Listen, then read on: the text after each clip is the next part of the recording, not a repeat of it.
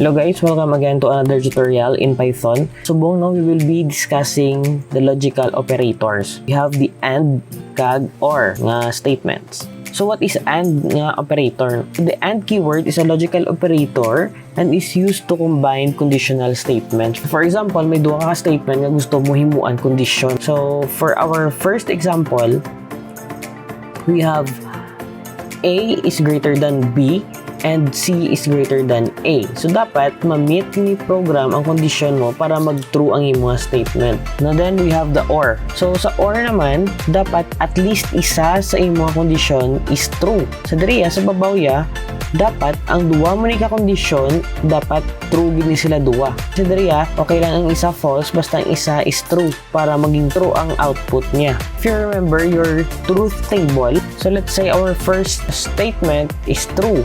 Then our second statement is true.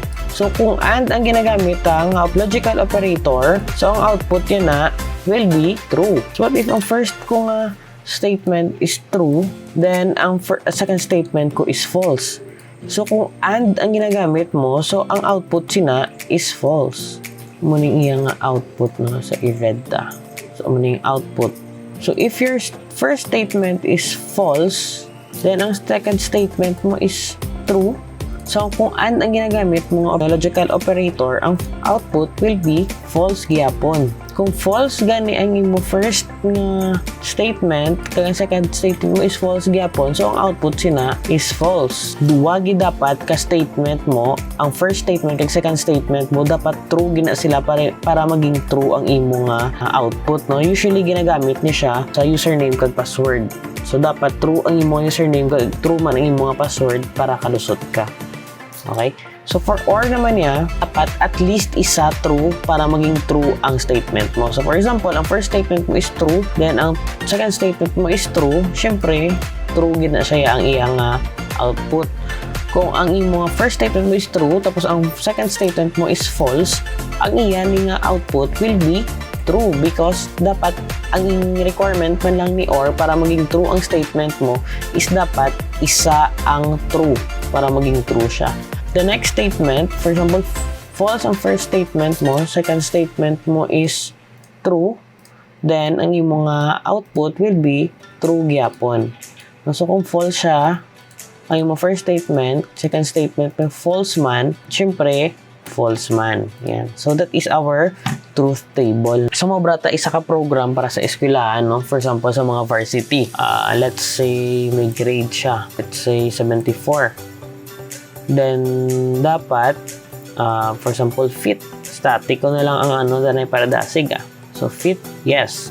For example, no, mobra kita sa program para sa isa ka varsity nga application sa eskwelahan. So dapat ang grades is 85 and above, kag dapat physically fit ka. No, so usually amo nang requirement. So butang tada, no, if grade is greater than 85 and fit is equals to yes, yan, then ma-print siya you are qualified.